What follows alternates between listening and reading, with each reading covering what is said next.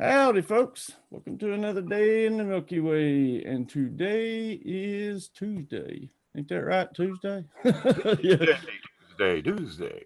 Tuesday. And I got Mr. David Noah with me tonight. And I figured we'd come on and have a little fun, take a few calls, and see what's going on in the world. How you doing, Dave? I'm doing pretty well, thank you, Mr. Brian, and greetings and blessings to all y'all out there. How y'all doing tonight? Doing a southern drawl for some reason tonight. Hey, there ain't nothing wrong with that.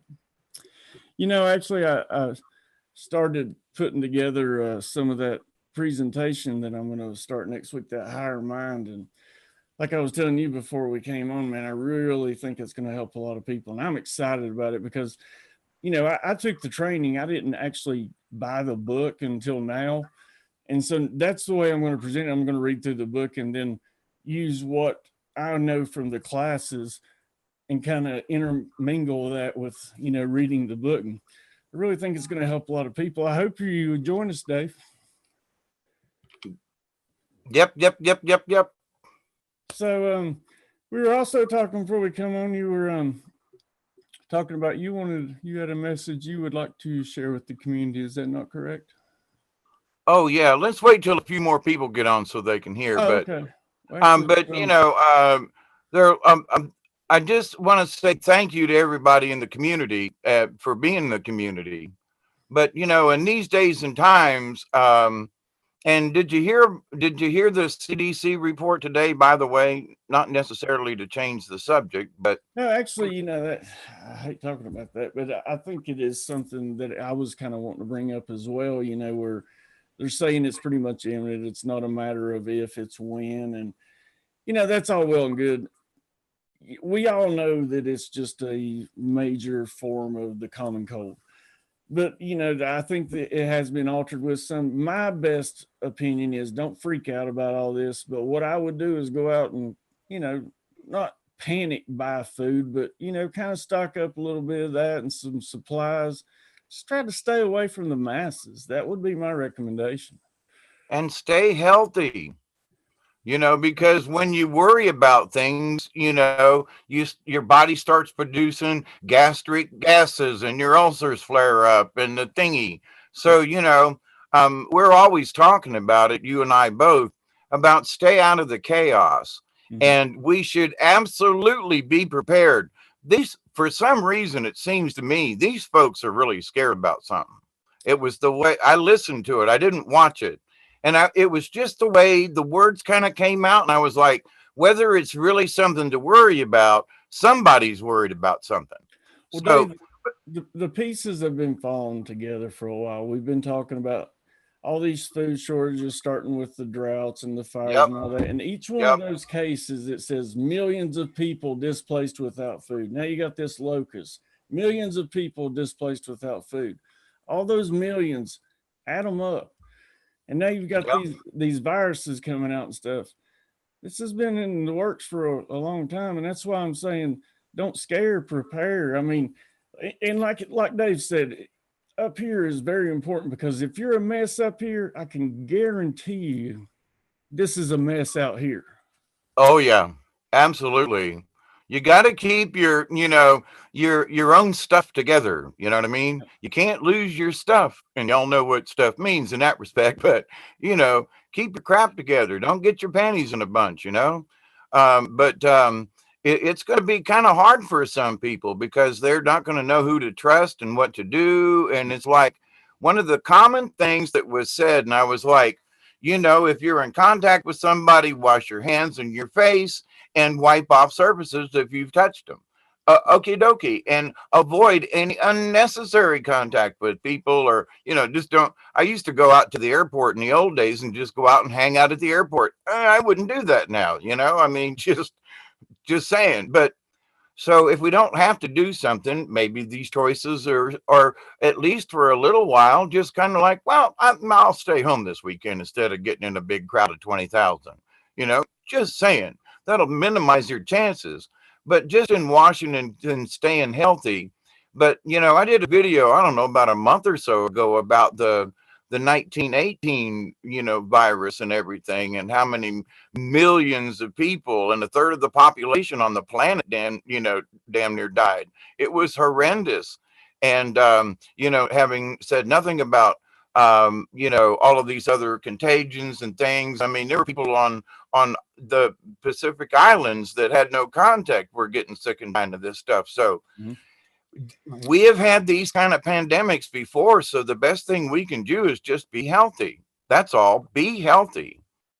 True. As best you can. Be healthy. Yeah, and like I said, it's not a panic situation. Oh, I've been telling people to stock up and figure out new ways for food anyway. And I mean, I've not got years worth of food by any means, even close. But I mean, I've got a green thumb, I got a gun, and I got the will to survive. Yeah. So I mean, I ain't scared at all. Yeah. Let's see who we got with us. We got a few right now. Let me back her up.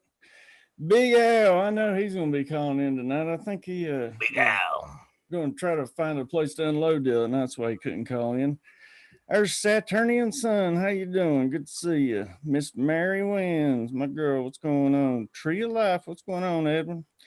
Miss Deborah Sloan. Good to see you. There's Miss Deborah Smith. Breaking Dawn. Star Eagle. Welcome, welcome, welcome. Good to see you. There's Miss Dark Truth. Good to see you. Butterfly Kiss 286. Welcome, welcome, welcome. Miss MCF Michelle Cannon Free. Good to see you.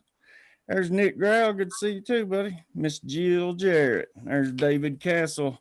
Good talking with you. Miss Tribal 444. I don't know if I said that all right, but if not, I said it again. Who else we got with us? Tony Cherie. Welcome, welcome, welcome. Don Corchino. Good to see you. Let's see. There's Miss Amanda B. Lyndall Davison. How you doing, hon? She's a good contributor to this channel. As a matter of fact, yes, she is. So she gets to be a moderator. I've decided, oh, yeah, I got to make Big Al a moderator too. I'm only making moderators just to make it easy from now on, people. It's the people that's donated and contributed to this channel, because I mean, really, every one of y'all deserve to be a moderator. But, anyway, I don't want to be one of those channels where everybody comes in and is a moderator, because that's just moot. I mean, it's just silly. Yeah. And it's silly. Miss Delaney, how you doing? You're in my memory by IP Freely. That's just so hard to say. Jesse McCartney, welcome, welcome, welcome. All right, let's see. Did I make Lyndall Davison? No, yeah, I did make her a moderator. Okay, cool. So there we go. Bree Cozy, welcome. She come in right when I was getting ready to look up. Okay. And if you have donated and I just didn't realize it down through here, let me know and I'll make you a moderator as well. It's my brain, people, is all over the place. It's hard for me to remember what day it is most of the time. That's why it takes me a minute when we start the shows to think of what day it is.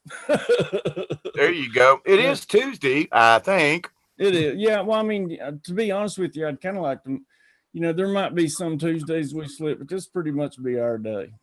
Yeah. So, well, listen, now I want to say, after you introduced everybody, I want to say thank you to all of you all out there. A very big, hearty thank you. And both Brian and I are humbled by the fact that you guys hang out with us. And I just am so grateful that you all have, come to share your time with us. And you don't know how much you mean to me and to Brian and I, but trust me, I just think it needs to be said. Otherwise it'd be just Brian and I chatting on a Hangouts or something. But we love you, we do, and thank you, and for your participation. And maybe tonight we're going to try some call in. So any of y'all out there, we're gonna we're both.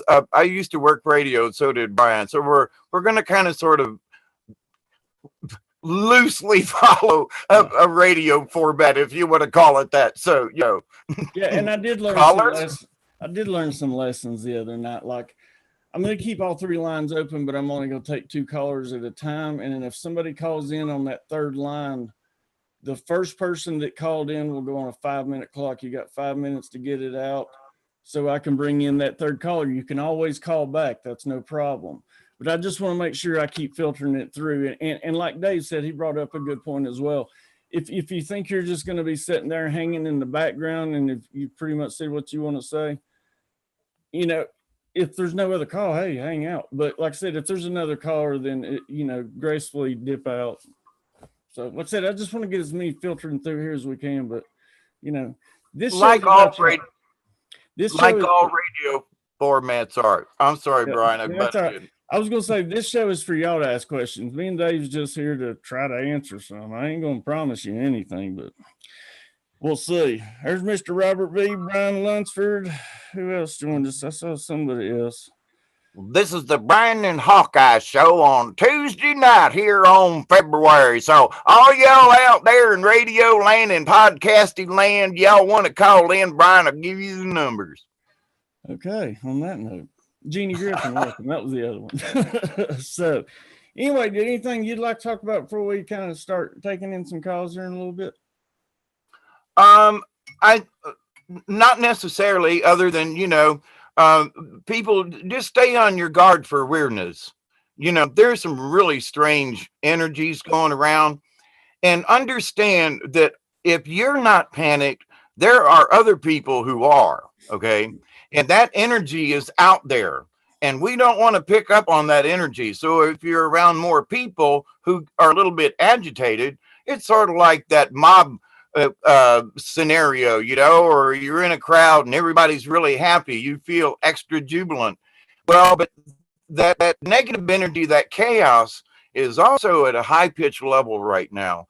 So just remember that if you feeling a little antsy or something and you don't know why, just calm down, just take a little chill pill and, let it pass. Yeah, actually, I'm glad you brought that up. Actually, it's now I just brain farted on what I was going to say. Oh, well, I guess it'll come back to me.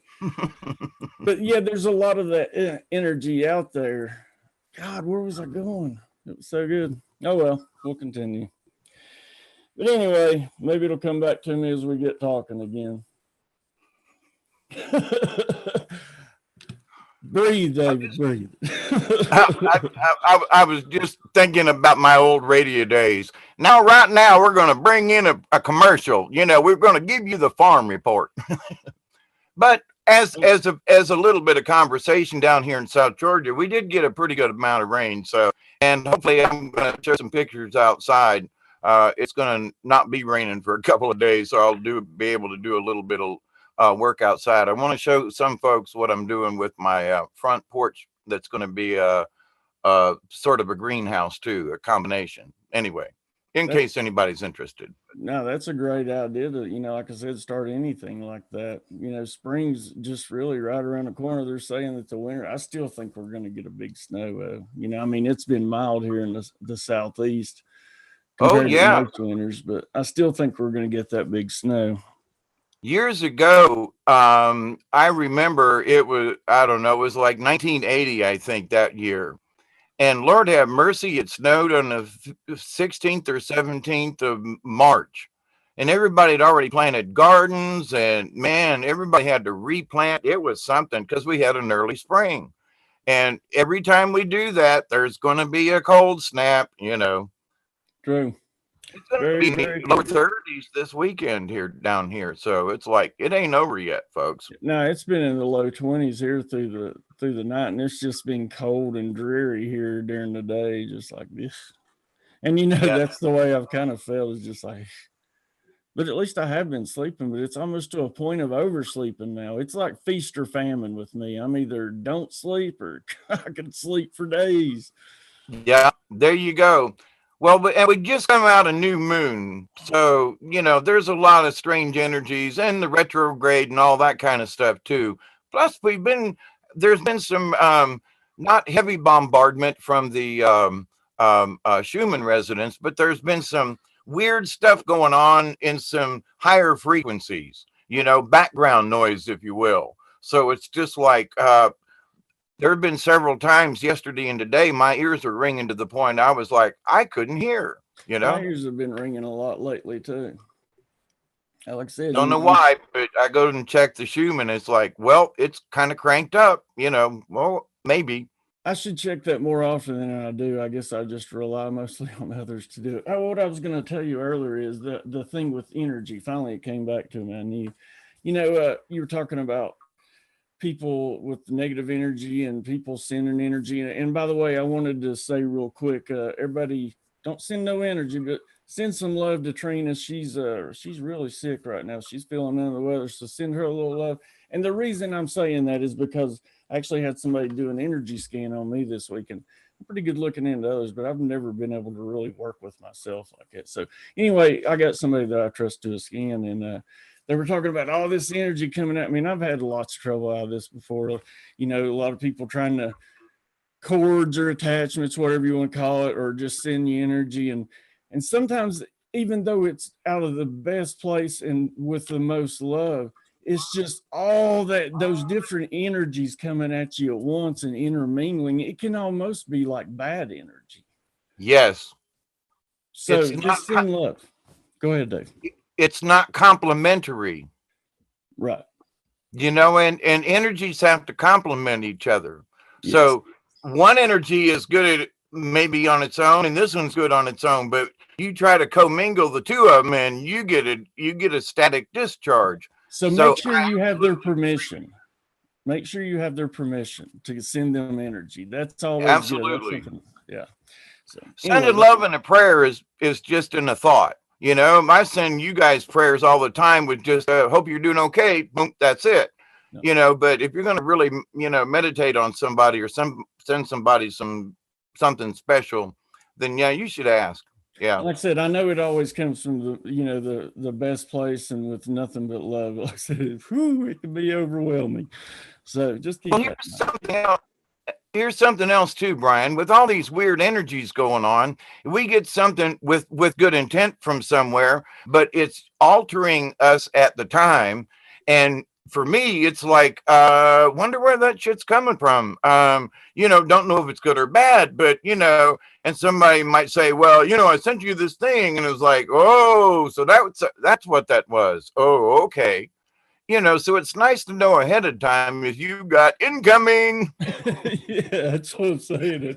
So actually, I sent her a text message earlier. I was like, I know you've got a lot of love and energy coming at you. I was like, but I think it would be in your best bet to cut some cords and do some clearing. That's what I was like. That's all I'm getting. So take it with what you want. So, but I'm sure she's trying to get some rest and catching up on sleep, and I haven't heard back from her. But send her love, and Trina's a strong girl.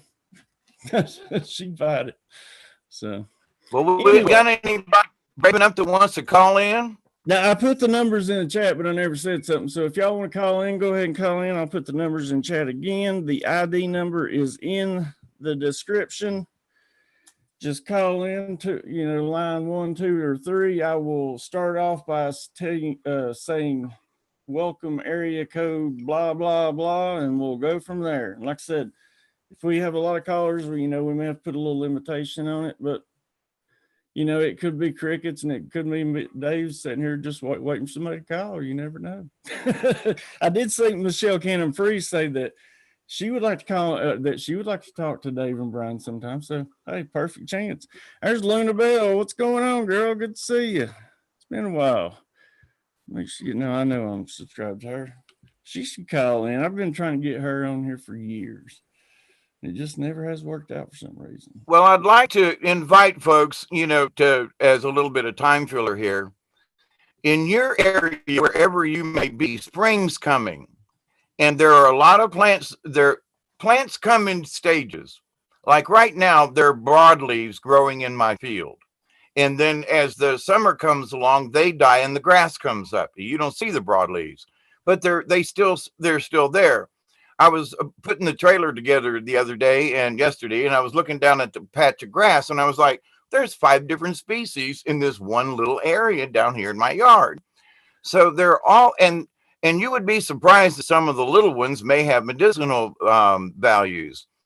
So one thing that I think will be available, barring any kind of weird stuff, is the publication. Buy yourself a book on what Well, any medicinal plants, any edible plants, any whatever kind of plants. And as spring comes, make it part of your journey, because if other things start to happen, you're going to have to rely on what's here. Yep. So the best way to do that is to invest in some honest to God books with pictures and start getting out there and doing your homework. Because back in the day when we were foragers, folks, little kids knew how to make potions. By the time they were 8 or 9, they knew which plants to pick, because grandma was too, she couldn't bend down. So she'd point and go, hey, little one, pick that plant for me, but just the leaves, and that's a such and such, and it's good for this. And so the kids knew from grandma and grandpa, from just walking around and collecting stuff, what worked and didn't work. So we have lost all of that. But let me give you a heads up. If you're willing, you can learn it. It's available to all of us. So buy yourself a book, folks. Spend money on the strangest things. Buy yourself a book. I've still got books with pictures and stuff. Miss Deb and I will look through them. And after all these years of having them, some of the plates are falling out, but you can still put it back together. But the thing is, it's still valuable. Yep. It still has value. I can open it up and go, oh, there's a picture of this bird right here. Or, oh, here's a picture of this plant. Or, oh, here's the medicinal properties of this, without the internet. So you can take it in the field with you. You can look it up. You can check what's in your area. And I strongly suggest, if this thing really does take a really nasty turn for the worse, there are going to be people that are going to need this information. Absolutely. Well, we finally got a caller. And I just put in chat, by the way, folks, that if you're an international caller, you can log into on your computer or your phone, go to zoom.us, go to join my meeting. You'll see it up in the corner, and then just put in the ID number, and international callers can call in that way. So let's see who we got with us. We got area code 760. Go ahead. Hello. Hello. Hello. Greetings and blessings.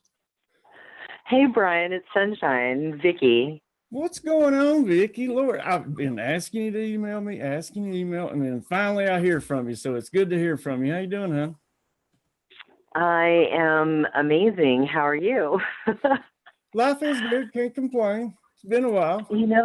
I don't know if there's a topic for tonight. I just heard, you guys talking about planting gardens and stuff like that. And last spring was the first time I ever planted a garden, and it was amazing. It was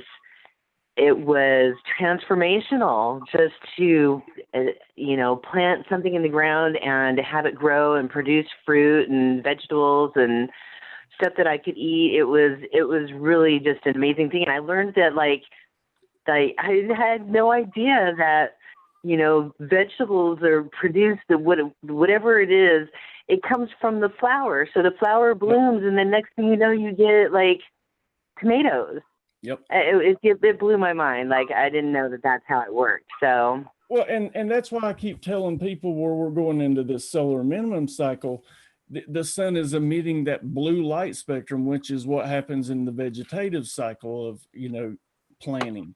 And once the summer solstice comes, we start getting that red light spectrum from the angle of the earth. And that's what promotes the flowering and, the production from each plant. And that's why I was saying, if you have a greenhouse or something that may help, or if you grow indoors, you could add red LEDs, or you could add some kind of red film over your greenhouse during that, the budding cycle or the fruit cycle. So.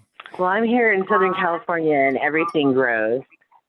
What doesn't everything taste a little bit sweeter and a little bit better when you grow it yourself? Oh my gosh, the tomatoes were the best tomatoes I've ever had ever. It was great. And it was great to cook with everything that I grew. It was really awesome. I'm really looking forward to growing a garden again this year. But one of the things I want to try this year too is a garden tower, because I'm thinking of preparing for that time when we might not be able to grow outdoors. And in a garden tower, like, you should be able to grow enough to be able to, like, sustain yourself on a weekly basis from that tower. And that's a good idea. So yeah, those are pretty cool. If you've never looked into garden towers, they're pretty awesome. Man, I'm so glad to hear somebody that's proactive about these things, because that's exactly what we should be doing, is looking into things like that. That's why, like, something I'm interested in doing is one of those half underground greenhouses where you dig about, 5 or 6 feet deep, and then, put a greenhouse on top of that, and you get that warmth from being underground. That's something that's sustainable year round as well. And you can do those raised beds inside there too. That helps even more. So, I watched at reclamation, some kind of Alaskan reclamation project, and they do these raised beds where, like, they'll cut down a tree, put it in the middle, and then put all kinds of mulch and things around that, and then put topsoil over that. And it's constantly composting and keeping, that's genius. So, let me add something, if I may, about light. We were warned several years ago, and Dr. Alan Miller is one of those crazy folks who's been preaching this for many years, if those of you out there who know who he is. But I've noticed in my own growing and what's going on in the garden and how things are used to react or not reacting, things are just kind of really strange. So I'm going more indoor and sort of a substitute. So I'm going to get natural light, but I'm going to have it rigged with different other types of light. Now, all you need to do is a little bit of research and look at the Kelvin. They'll tell you on the side of the box what light spectrum that light is. So you can go get fluorescent tubes and a cheap fixture. We used to grow stuff in the old days, if you know what I mean, long before anybody knew what was going on. And what we learned was, if you look at the side of the box, they tell you exactly what light spectrum it is. So if your plants aren't getting a particular spectrum, then you help substitute it with these with unnatural light, but it helps the plants to develop better and to flower and it depends on the plant. But to the point though, if you think we haven't already gotten into a bad situation with the sun, seriously start thinking about some type of extra light that's in the right frequencies. Well, we have to go that way. We have to. In an ideal scenario, as far as grow lights go, these LEDs are crap. I mean, it's a blue light spectrum. In an ideal scenario, if you didn't have the cops on you, then you would want metal halide and high pressure sodium, because metal halide puts out that blue light spectrum for the vegetative cycle, and then the high pressure sodium, which is the orange looking lights you see, street lights, that's what does the flowering. Right. So. But the thing is, if you do a little research about what the light comes out of what kind of bulbs, you'd be surprised at what you can, without getting into very expensive stuff, just look at the side of the box, do a little bit of homework, and you'll find out that, you can buy bulbs of all different cool white, blue light, all different kinds. And I would also recommend buying, honest to God, real true black lights, not the cheap stuff, but the absolute ultraviolet lights, because those lights we always substituted when we were growing our stuff back in the day. And we always had an excellent crop when we started substituting the really dark, deep black light. That's because it's the red and blue light spectrum. Yep, it's really down in that low frequency. But to the point though, you can mix and match with your LEDs and with fluorescent tubings, but do a little bit of homework. But if you just simply rely on the sun anymore, that's really not going to work. I've had to come to this realization myself. Nature has turned on us, and we're going to have to supplement some of this. It's just going to have to be how it is. This question's for both of you. Also, if you're not really getting some of those spectrums, there's some scenarios when you can add nutrients to take place of that. No, I'm thinking there was. Because light triggers the photosynthesis. So anything you put in the ground doesn't affect the leaves, it affects the roots. So it may want to grow, but if it's not getting enough energy to do so, so it could fake it out. You know what I'm saying? Oh, okay. So, Okay, I see what you're saying now. Okay. you know, so it's the old photosynthesis thing. Yep. If it's not getting the right amount of correct rays and stuff on their leaves, stuff doesn't go, you know, it don't go right with the plant. That's like the sun right now. It appears brighter and feels hotter to the touch, but it's actually cooler and not as intense. In a way, yes. Yeah. So talk to me, Vicky. Well, yeah, you guys are like on a whole other tech level than where I'm at, you know, and I appreciate, I appreciate, like, you know, do your research and all that kind of stuff. But you know, where I'm at when it comes to, you know, gardening, for me last year, it was very much a therapeutic thing. It was part of a whole transformation that I was personally going through.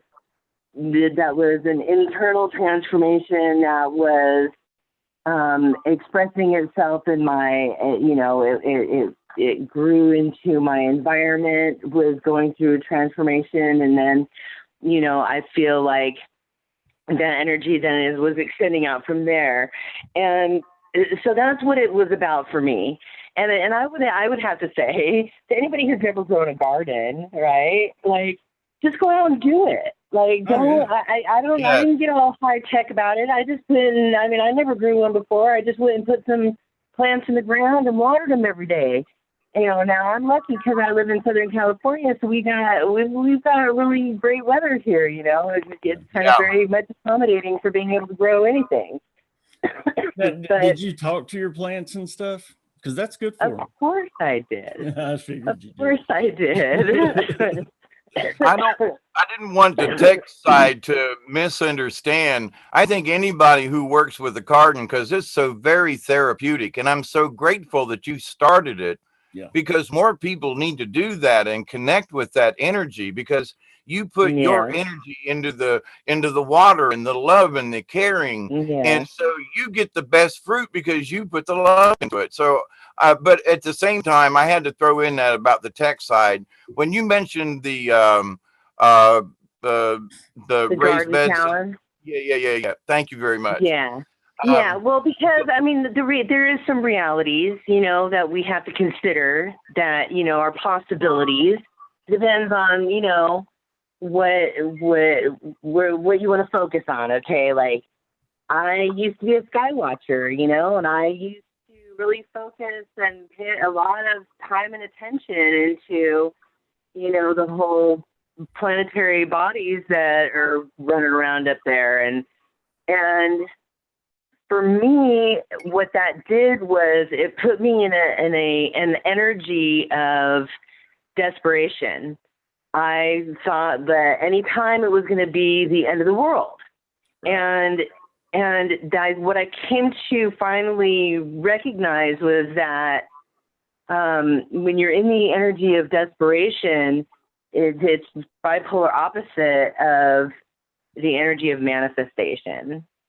And so I needed to make some changes in my life so that I could get out of that energy of feeling like it was going to be the end of the world anytime.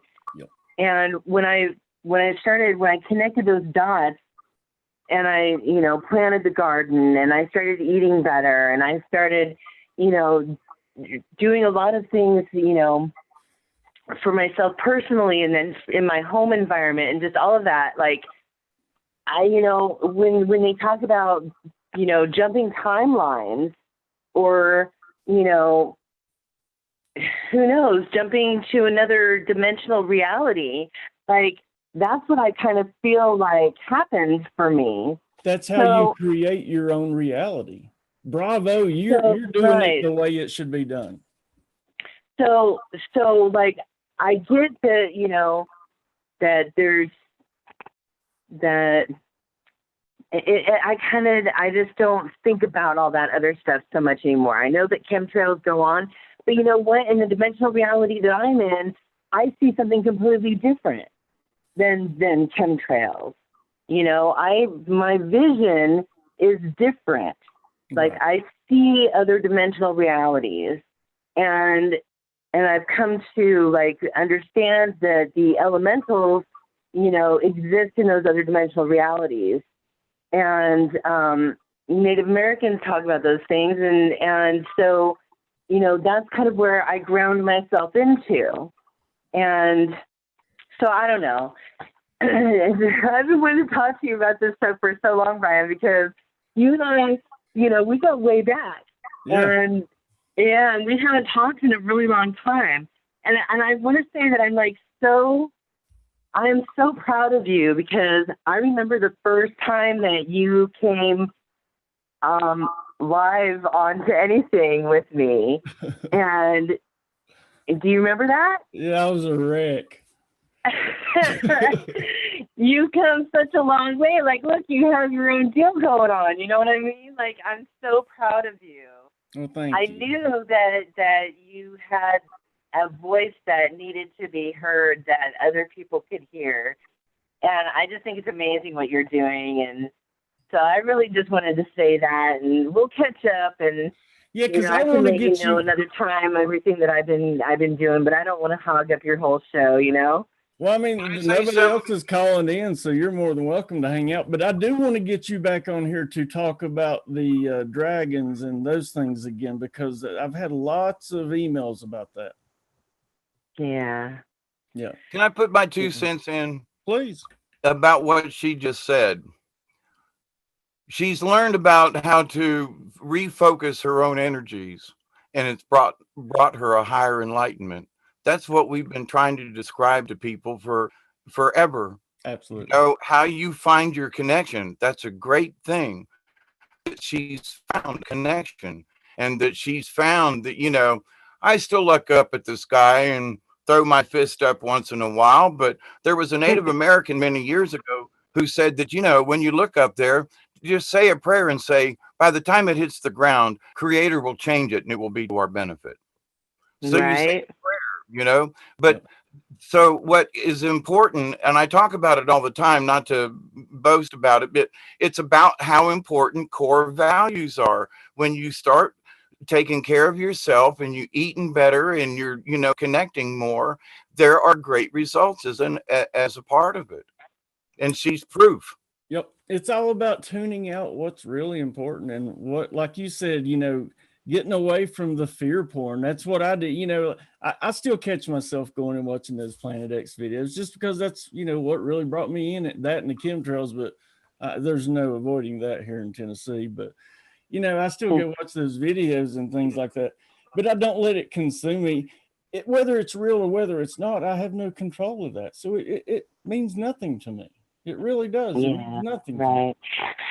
Well, I mean, you know, being in creator energy is that's something that we all are. We are the creators of all of this, and so I realized that, you know, if I'm creating my moments, and if I'm in creator energy, then that energy vibrates out into the rest of the world, and you know, others can learn to be their own creator energy as well.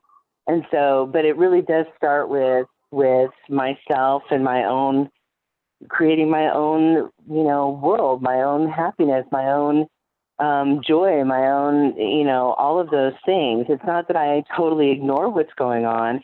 I think that it is, you know, you get to the other side, and you learn how to have balance, I guess, is what it boils down to, is having balance of understanding towards others and where they're at, and when, you know, how they're still caught up in a lower energy vibration, and, you know, and really having compassion and empathy for that.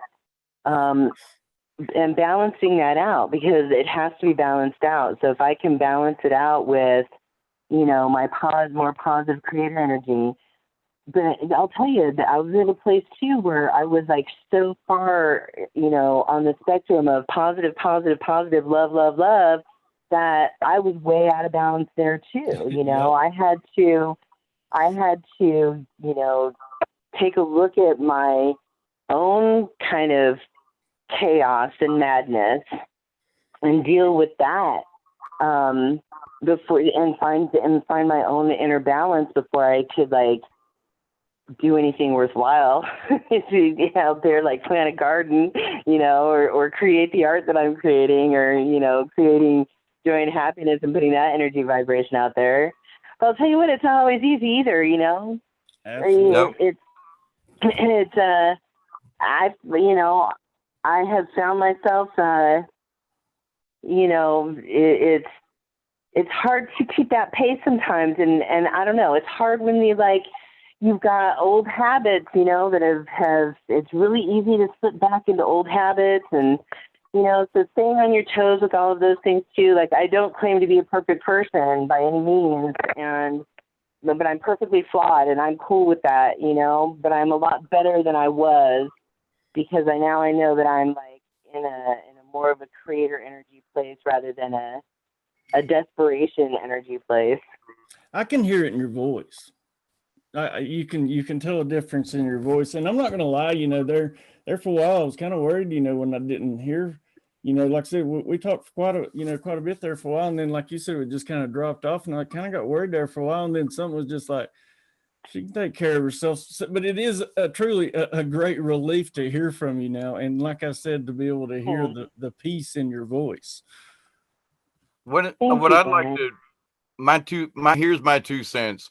I've been speaking about this a long time as becoming the compassionate observer, and that and you just described in your own words what I've been have been talking about for a long time. As the shaman in training, we're always looking for that balance. But if we become too involved in one side or the other with our emotions, we lose all touch of of the whole picture. So I'm very glad that you have reached that point, and there's more coming for you. I just want to send that out to you. Yeah, it's not all love and light. Thank you. No. With that understanding, though, there will be more understandings that will come your way. I'll just send that tidbit to you.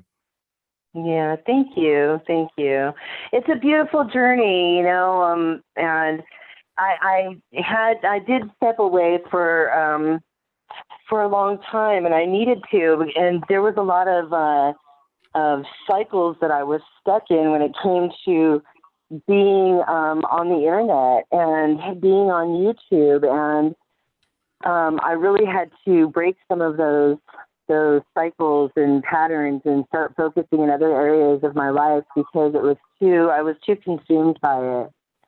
I recognize that it was part of my whole journey or whatever, that it wasn't always nice, it wasn't always pretty, and and yet at the same time there was I met some amazing people and had some really wonderful, amazing experiences too. Yep. So, but I'll tell you, it's that whole opening when you start to have awareness and you start falling down those rabbit holes, it can get kind of crazy. But I think that's, if you hang on and you find a good group of people, like right here, you can get yourself out to the other side of that and come out better for it. Yep. Yeah. And, sometimes I don't think people realize, and I don't know if but I'm getting ready to start this higher mind training next week. But when we get these minds together and it multiplies, it just keeps multiplying and multiplying. We're so much stronger with the positive energy than any kind of evil or negative energy could be. What are you up there thinking about, Dave? I was just giggling because I was sitting here thinking, I was thinking, I wonder how many rabbit holes she's been down. And then she said, talk about rabbit holes. And I brought this up. I brought this up before to folks that, I was one of them folks who went down rabbit holes, Brian, you and I, we've all been a part of this, right? But the thing is that at some point you realize that what good does going down them rabbit holes do for us? It puts us in despair. It puts us into, there's nothing I can do, and the stuff's going on, but then when the biggest thing is to realize that the rabbit holes are there. We don't have to go down them. There's one, so we don't, like landmines. Don't step over there. There's a pile of poo. Don't step in it. It's fresh, But with that said, though, thank you for sharing your experiences, because you're explaining a lot of what I've been trying to explain to other people, that what is important and what isn't important, and knowing that there's a rabbit hole there is important, but diving down to try to find the bottom necessarily isn't the right answer to that. But anyway, I just thank you. You're welcome. I came to the realization that really, truly, what you put your focus and energy into is what manifests. And so if you're, when you're down those rabbit holes and you're putting all your focus and energy into those things, then you're actually participating in creating those things. Yes. So, Yes. That was one way I started looking at it, and realized, well, that's not what I want to be creating in this world. That's not what I want to put my focus and energy into. And so, yeah, that really helped me break myself free from all that. And it sucks the energy out of you, Yes. But yeah, that. That's one of the reasons I was like, golly, I all my energy is like sucked down all these rabbit holes, and I literally, it was like, I had to take an axe to some of them to get loose from. So yeah, I get it. Yeah, it's easy to do, and it can consume you quickly. Yes, it can. Like you were talking about as far as the manifesting thing. Another thing is that when manifesting, a lot of people try to force it. You just got to kind of set your intentions and put it on autopilot. Yep. Oh my goodness. You can't be so much more right than right there. Because I'll tell you what, I didn't recognize that. I was like doing the whole manifesting thing, and myself being the personality type that I am or have been in the past, is like I'm all about instant gratification. So when I was just doing all the manifesting energy work and stuff, I was like, how come this isn't happening? Well, the crazy thing was that so I stopped doing it. I stopped meditating so much, and I stopped, doing so much of that work. And crazy thing was that what I was manifesting, well, 6 months, a year down the road, guess what popped up in my life? Exactly what I was manifesting. Yep. Right. So this doesn't happen overnight. It takes a minute, and I didn't realize that.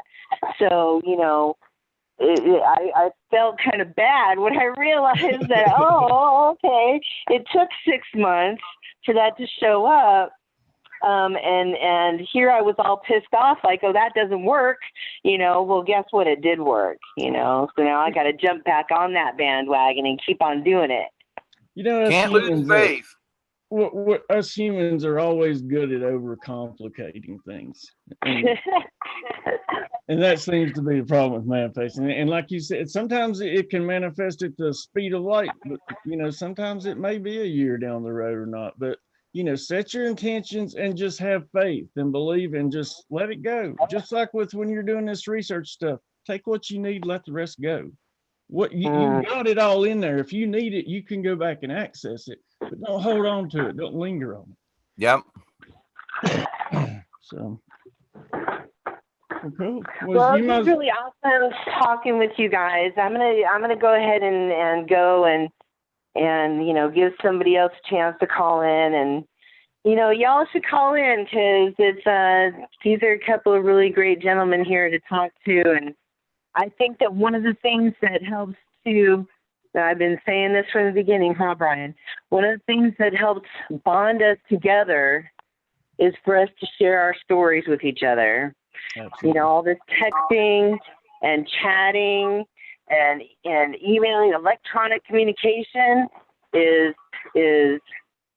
distancing ourselves from each other.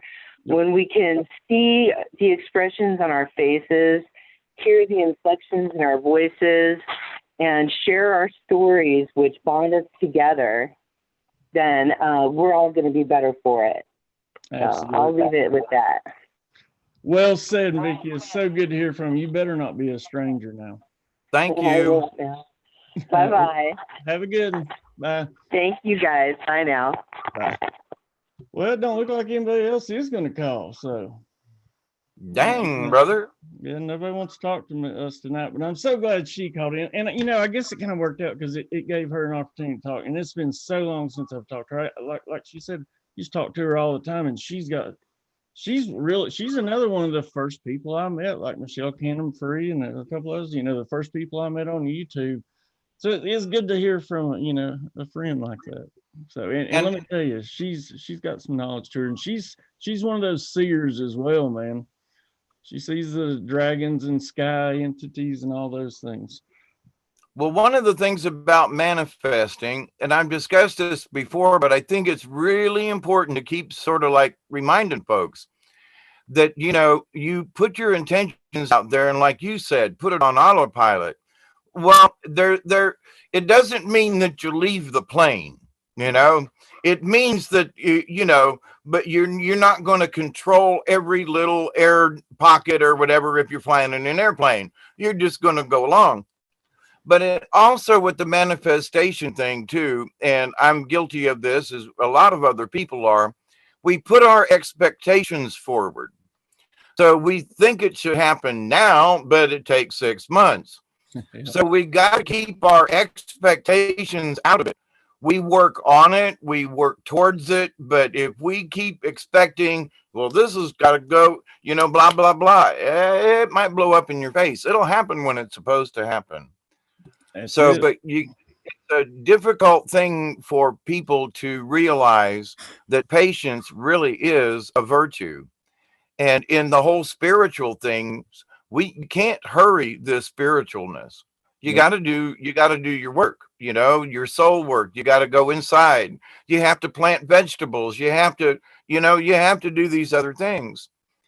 And that's how you find out who you really are. And I think it's wonderful that there are folks out there who are finding their own way, because as both of you and I have discussed, they may not do it the way you and I do it, but it's the fact that we're getting her done, you know, that folks are getting the point one way or the other. It's coming to them. They are getting the message. Yep. All right, we got a caller. Take a breath. Here we go. Area code 302. You're on the line. What's going on? 2 times in a row. What more can you ask for, right? What's going on? Hell, here in Ice Station Z-land, it's going just fine. I didn't see you in chat, so I didn't know you was awake. Have you been in chat? Well, I was going to send this message that I'm sending. Let's see. Hold on 1 second. Did it go up? Let me take a look here. I'm going to add area code 470. Just hold with us. Yeah, there it is. He knows I'm here. I was going to send that a long time ago, but I figured you guys knew I was in here. So, what are you sending? What I just sent on the chat. Yeah.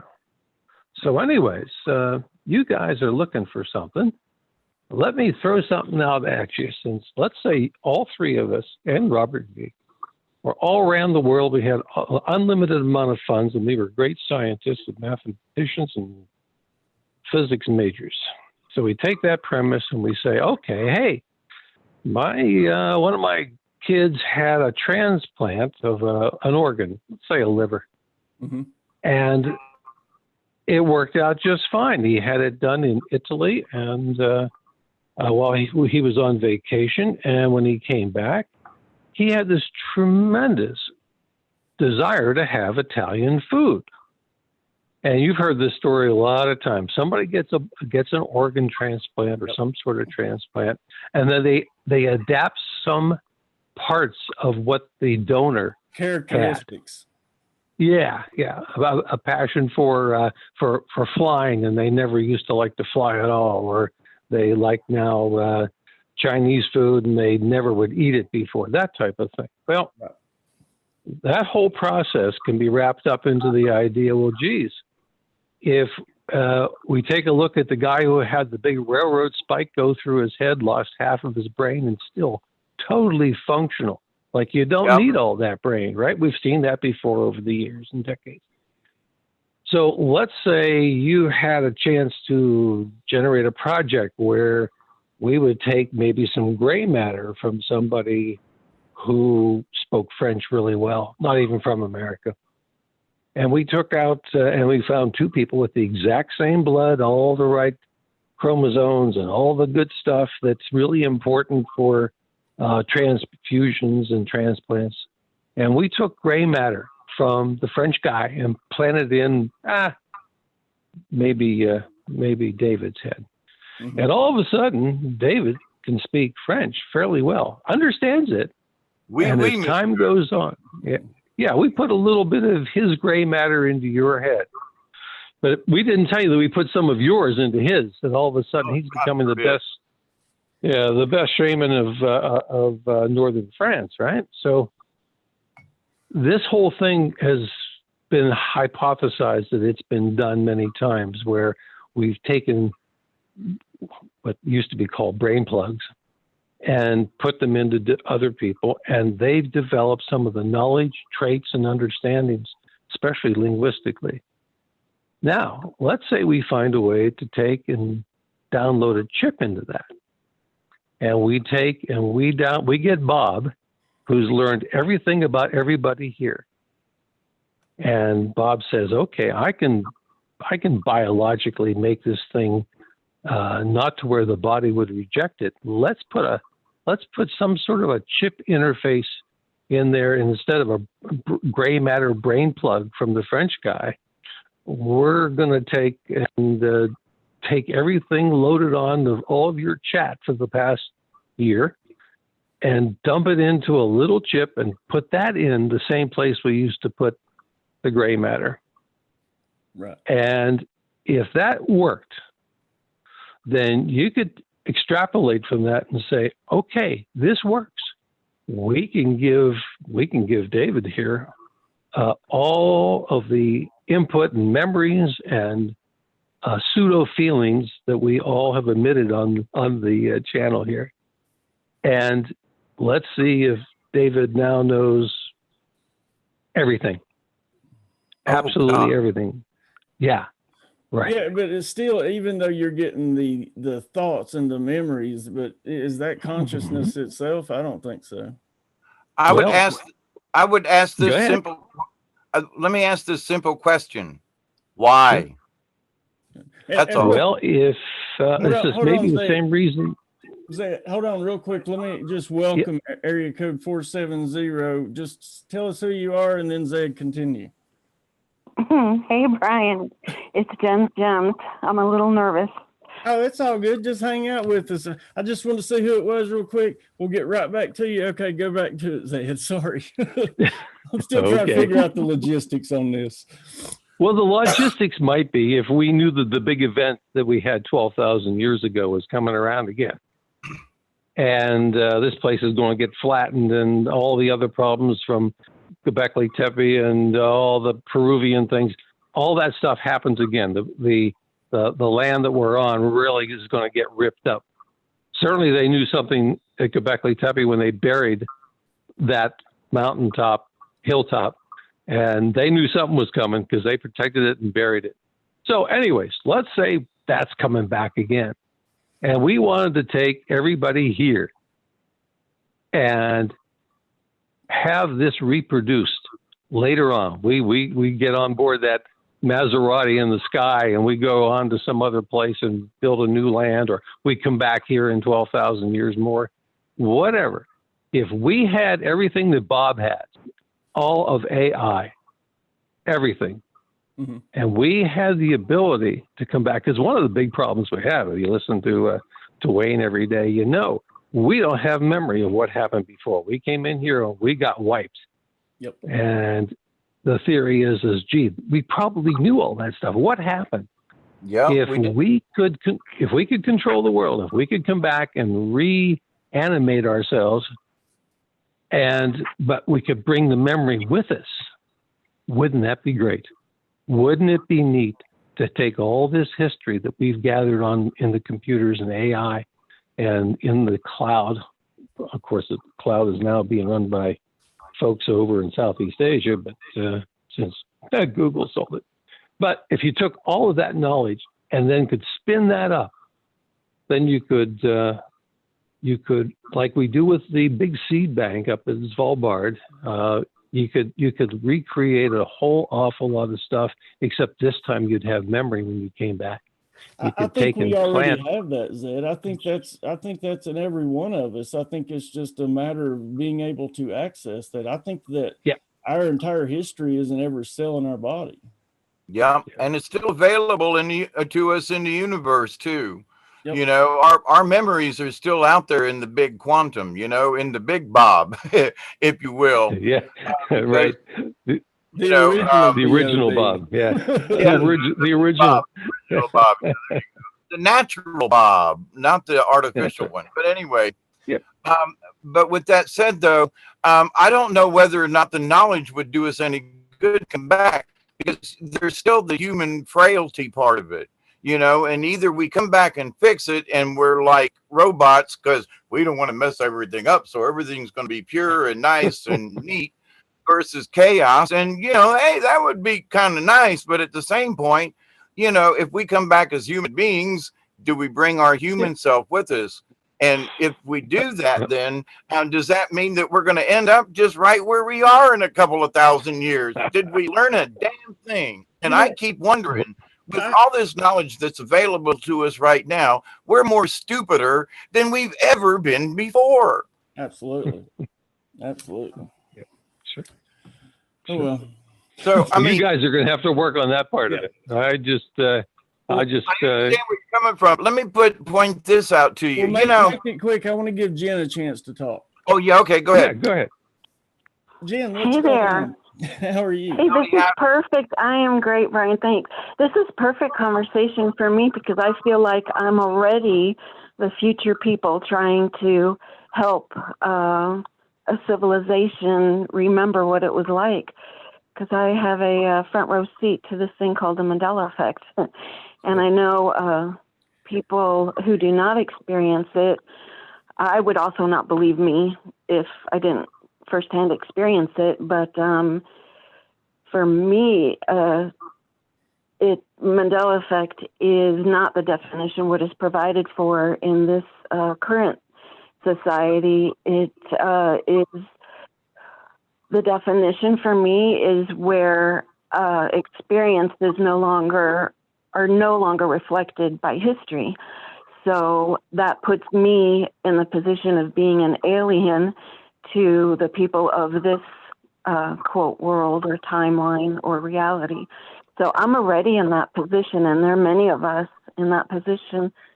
And for me, the biggest you were talking about the one person part of his physicality being put in another person. Mm-hmm. I'm thinking that's more of a tool or a crutch that is used because when your intention, when your thoughts are when you're intending with your heart and mind, then it can happen. So you do not necessarily need the physicality of that being transferred, from my belief, and we can always access everything. It's just we've forgotten that is part of who we are. So for me, I believe anyone, like people under hypnosis, I think are stripped of some of the filters and programs and templates that are put up, and that's why they're all of a sudden able to communicate in, Portuguese or whatever. So there you go. What's your best definition of the Mandela effect? Because from what my understanding, and it's not by books and stuff, just through meditation, but my understanding is the Mandela effect is maybe a case of us kind of merging in between those dimensions. What's your definition? What I just said, basically, where history no longer. Are you looking for the reason for it? What do you think it causes the Mandela effect? What do you think is the result of? I am not your typical person who, just so you know, I'm not speaking on behalf of everyone. Right. I cannot be lumped with the other Mandela effect people, but because at age 31, my atheist self saw my first dead person, and it was not scary. You would think it would be for a person who did not even know there was a spirit separate from the body. But that was the beginning of my sampler tray of woo-woo sixth sense stuff. And so to me, those are, to me, the Mandela effect is just the tip of one galactic iceberg. And so I now call ME multiple experiencings, INGS, because it's your being, it's an active thing. Pardon me? I like that. And so to me, Mandela effect is just a part of us remembering that we can be anything. It's just over time we were programmed that there's only one template. It's like we're Play-Doh and we were taught there's only one thing you can be squeezed through, around, I don't even know if I want to talk, but there's different stages. So whether we're on a flat earth or heart-shaped earth or a petri dish being observed by the alien scientists, to me, our essence is the actor.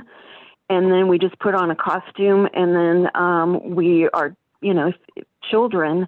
They remember. They remember, and they can play so many different things. But then we adults, quote, correct them, and before you know it, they assimilate to the template that they're born into. Yep. And one day, we will allow them to be free. My children were free until assimilating into high school, so they lasted a long time, more than the average bear, because they were not forced into these institutions, which I'll just go ahead and spoon feed information to keep us in formation. And that said, I also believe things like, you guys are skywatchers, that weather forecasts, to me, the forecasts are just forecasting a spell of the reality others want you to live in. And so my time at a women and children's center for over a year, I did not spend a lot of time with the other women. I was sort of the asterisk, like in a baseball stat. I was not the typical resident there, so they had to attend classes and everything. So I spent a lot of time with the children, and we did not listen to the weather forecasts, and we literally would experience different weather than what, the adults do. And it's the children were being chastised for, why would you go out without your coat on? And, I was with them too. So this is probably the first time in their lives that they would look at me. And at first I didn't understand what was going on, because why are these women? And, there's a history of drug use and whatever with this crowd. So, but then I realized, oh no, they really do think it's raining outside. And then at one time there was a block party for this neighborhood, and I ended up joining their reality, and all of a sudden the ground was saturated, and I ended up joining their reality because I was participating in the block party, and I was offering to come early because, to help set up and whatever. And the woman who was leading it said, well, no, it's been canceled. And I'm like, why has it been canceled? Because of the rain. What rain? And so I ended up joining her reality, and the ground was set. It was beautiful all day. So, I jumped from one to the other, and then that similar type of thing. By the way, I'm a scribbler doodler with my words. So you need, I cannot see you, but say pause, please. But to me, that's the same thing that happened when I was in a car. I was driving, and the lady next to me, we lived in the same neighborhood. She always saw deer. I didn't see deer. But this time when we were driving, it was just two lanes, one going each way. and a squirrel crossed the road. So I stopped. And then as it was going over onto the shoulder, I started scooting again. And she said, wait. And I thought, you know what, she's right, because the squirrel could U-turn. So I waited till it got to the grassy part. And I started going again. And she's almost hysterical, going, wait. I'm like, what? And she goes, the deer. I'm like, what deer? And so I'm looking left and right because there's no deer in the road. So I'm thinking it's part of the woods and, you know, and I couldn't see it, and I don't want to hit a deer. So now I join her reality, and I said, where's the deer? And she raises her hand and points in front of the hood. Mm-hmm. And there, it's like one of those science fiction shows. A deer materializes, and I feel like that's the Mandela effect, fast forward speed, like what a did flip it sound book. like? Oh, that's just me. I know. I'm just trying to get you to do it again.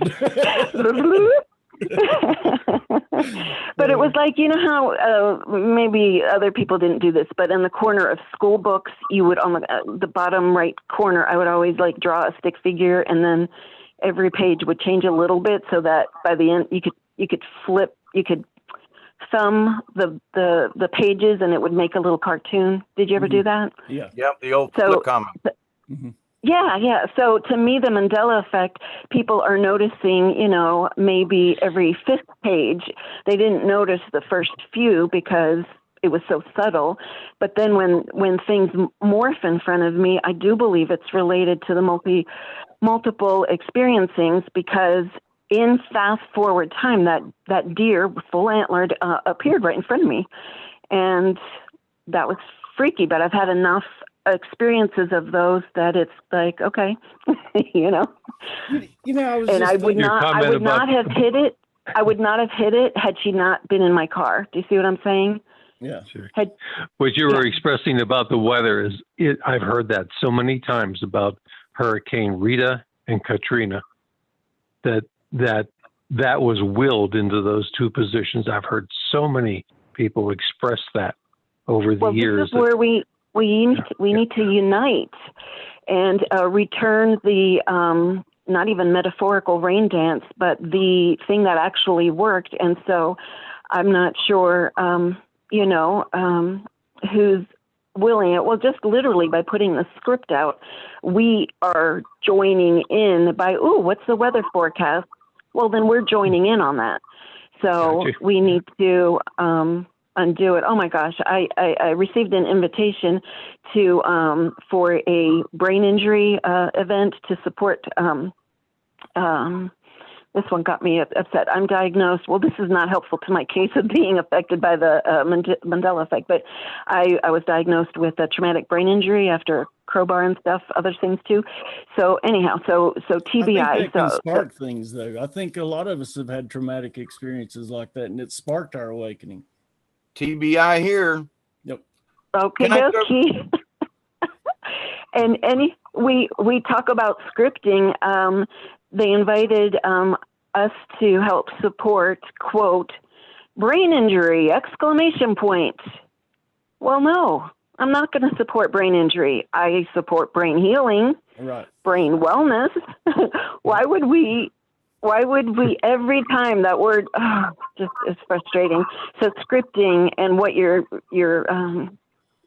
hearing with all your senses, seeing, verbalizing, to me creates the different dimensions that I experience, because I see different versions of the same person depending on, I've also, in addition to the Mandela effect, sideways reincarnation, I also, when people are talking at times, I can see themselves morph into the different ages and stages of their own life. So my first one was a 70-some-year-old woman. She was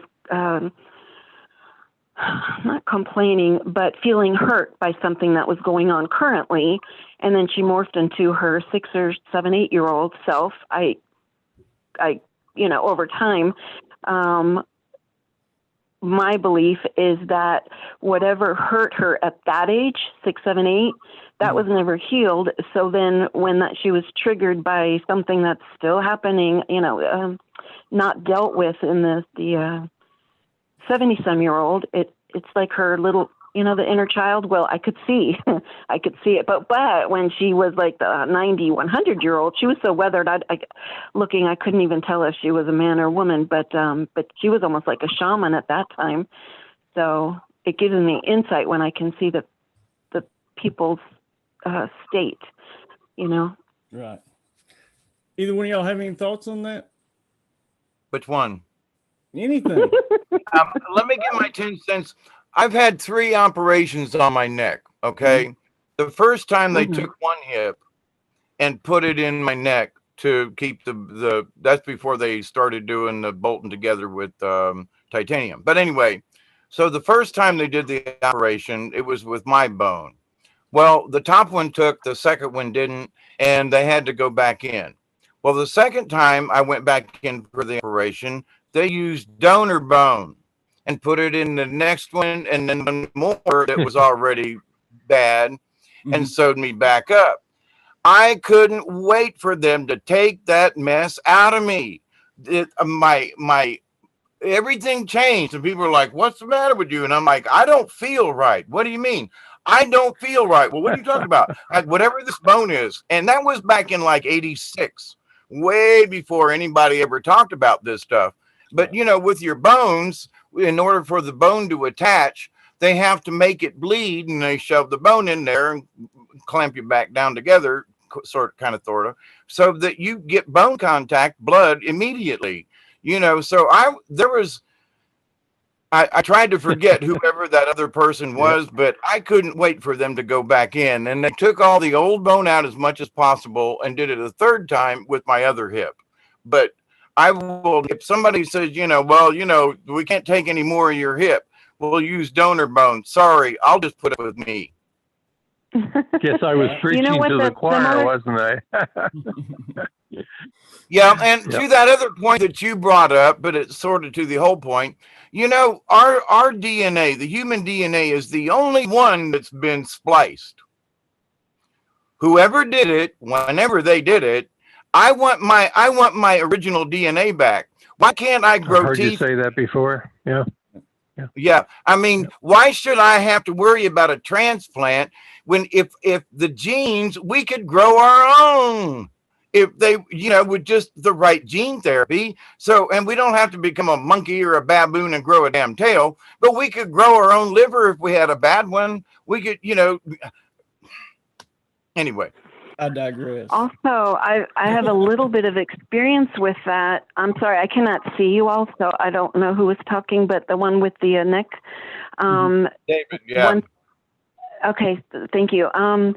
For me, when the at times, I've only done this a couple times, but a dead spirit, I will allow them to come in me when I'm not a professional, just so you know, but when a departed one comes through for someone, I will just say, and by the way, I don't, people want to pay me, and I'm like, nope, not a professional. It happens when it happens. So you can't pay me and it'll happen. It just happens when it happens. Yeah. But twice now I've let someone in, and you didn't have a choice who came in, but people, especially my best friend, she could tell the difference. Well, everyone can tell the difference when those other people were in there. And it's luckily one was a sweet teacher, and the other one was a sweet grandmother who raised her now adult grandchild. So I've actually, I stepped to my back left, and then that one with the adult granddaughter, whose grandmother had raised her and then died, she and I hugged, but it wasn't me, it was her grandmother, and her grandmother slipped on my arms like long sleeve gloves, and she even called the granddaughter put her chest to and see, I'm pointing to my chest, but this woman called her chest bosom. I've never called it bosom, so I'll end up, the vocabulary and the mannerisms of those people will come through. Yeah. And as much as I find it an honor to allow, these facilitate people that. to experience that, I'm not me. You Right. know, that's why I have my best friend with me at the very beginning, because I wanted someone to watch my back to make sure I was not taken over. Yeah, you I know, wouldn't be but now comfortable with that at all. And I've actually talked with someone before that had multiple personalities. And you're right. Like, supposedly they had up to 6 people living up with them. I only saw the evidence of like 3. And you could tell, like you said, the mannerisms, the tone of voice, everything changes. And listen, I want to warn you because I've been in that situation and I've known many people over the years who dabbled and there are residuals that sometimes all of it don't come out. So allowing any other entity other than yourself in, honey, you're taking a big risk. Please anyone be listening, do not do that. Yeah, anyone listening, do not do that. Yes. Be careful. Don't do it. Just, here's the thing. I used to be able to sit. It was used to be a bar thing with me, and I had a friend of mine who used to like pimp me out, and I was really good at it. And all I had to do was hold somebody's hand. And so of course, it was a girl. Hey, this guy can tell your fortune. He'll tell you something about your life, and he's never met you. And 95 times out of 100, and it wasn't about guessing, but they would say, I would have girls pull their hand away and say, how the hell did you know that? Who are you? Did my husband send you? And I'm like, no. But so there are ways that you can contact the other side or speak or get information without having to let the entities in. I'm just saying. I agree. Jim, you got any insight on that? Any of that? Well, actually, it's all of it. Everybody in here, and there are so many folks in here I would truly like to meet, and that's probably not going to happen. I shouldn't say that, but anyways, that I think, without exception, everybody that's in this chat of 40 folks, has got a story, and the story is valid. It's not imagination. It's we've got minds that'll allow us to do those things, but I really feel very strongly that everybody that you run into here and some of the other places that we attend, and David's site when he's on, there's a lot, we like to call it magic in there, but it's a world of experiences that come and go. I've had a few chats with a few folks, and we remember things. We remember things being different. A lot of us remember the nuclear test that was done in either Iraq or Iran back in like '98, where they did their very first one. That's been wiped. You can't find that anywhere. Steve Quayle, I used to follow him every once in a while. I check in on him every once in a while. We had a radio show on, and he was saying that to a lot of other people. He remembered it as well, that Iran or Iraq had their first nuclear blast back in, we think it was '98. But there's a lot of that in here, and there's a lot of it that it's for real. There's no doubt that these memories, these reflections, I've got 3 good experiences of people who I've lost, people that I worked with closely. Bam, gone on a Friday, and like Monday, Tuesday, nobody remembers these people. And I'm saying, wow, what reality. And just as we've been listening here tonight, these things happen. They really happen. Yep. And I started to go looking. I found one, and then I realized I wasn't supposed to, so I just backed away. But it has been quite a journey, and you're always surprised. And I've come to realize that all the stupid things I did, all the things I wished later I hadn't done, were to the benefit of other people in their own way. I didn't know it, didn't see it, but I've come to realize that. Yeah, absolutely. Let me get about the Mandela.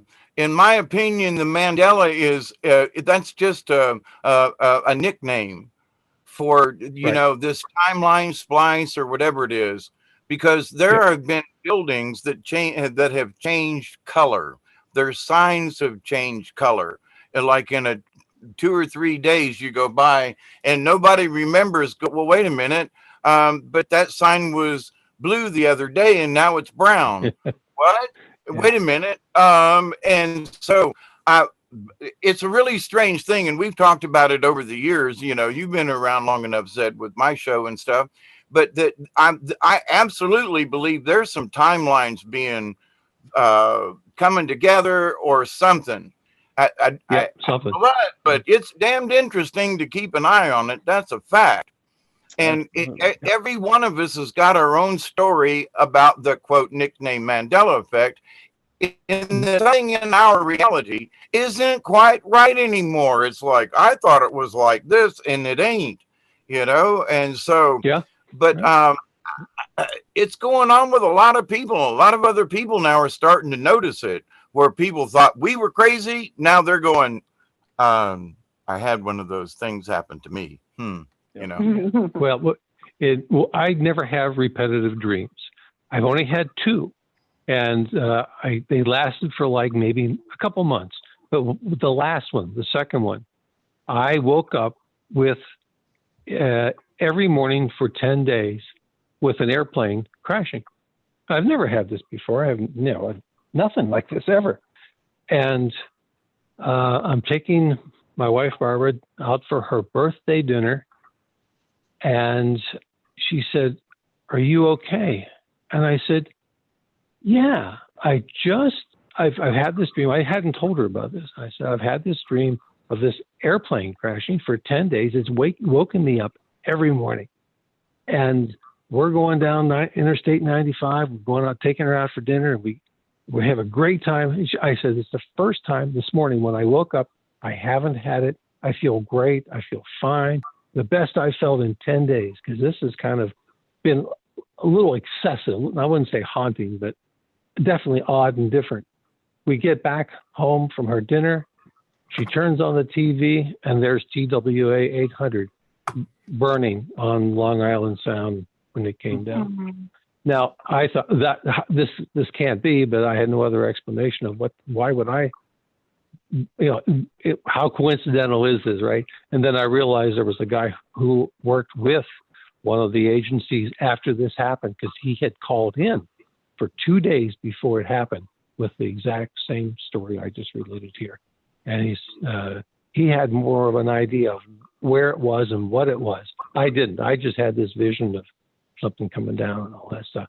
And so then the first dream, the one I had when I was young, really young, was of a building, a set of buildings. I don't want to get too descriptive here, but the faces of them were blown off, and the rest of the structure was there, and it was on a sloping hillside.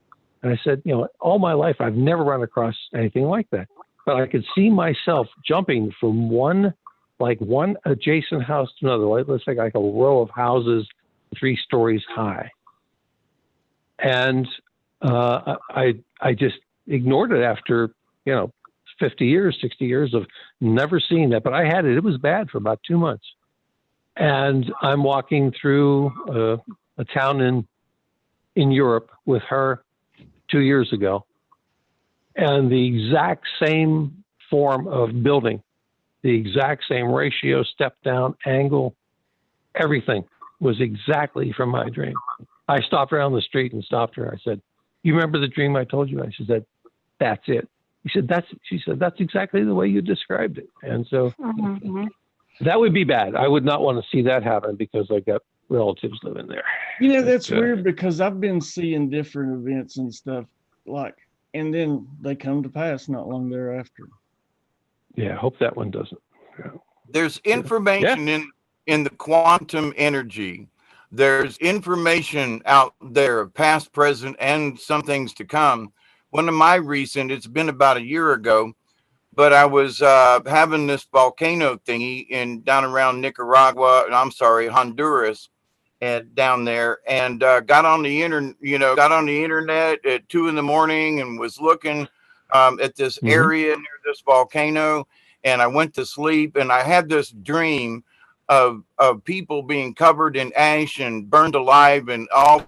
It was gross. Wake up the next morning, and it had happened in the exact same place. I did a video on it because it freaked me out. I was like, I saw it, and even the place where I looked at the golf course, and it was all all of it was gone after that volcano went off, and it still freaks me out.